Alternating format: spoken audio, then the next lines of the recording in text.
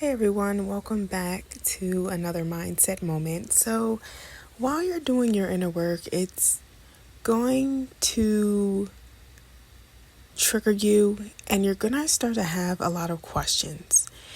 And these questions are going to go unanswered because you don't know the answer to these questions and you want answers. So, how do we find these answers to all these questions that we have going in our heads? Because I know when I was doing my inner work journey, I still am doing that journey. But when I first started, I had so many questions. There were just so many unanswered questions. Well, what about this? Or what about that? Well, what if I start doing this work? Well, what if I've journaled on this, but what about this? And what about this area of my life I need to heal? Just so many different questions I had. And over time, I started to get those answers. So let me tell you what I did. I was in solitude. I would just sit quietly with myself. I would ask God to answer those questions for me and just sit in silence and just wait and wait and wait until those questions were answered.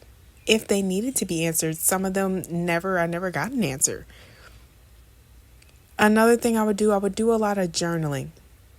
A lot of journaling on whatever particular situation that I had in mind until I came up with the answer.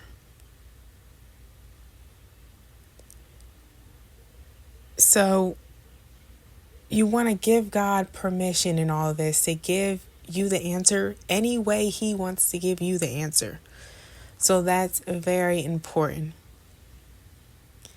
And that's how I ultimately got my answers to many of the questions I had when I first began my inner work journey. Just being in solitude, sitting in silence, meditating, and just listening.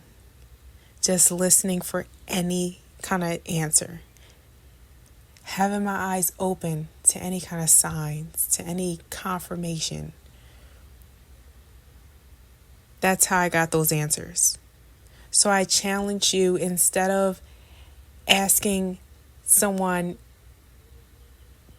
for the answer, constantly asking all these different questions, constantly always being in your head, I'm going to challenge you to sit in solitude.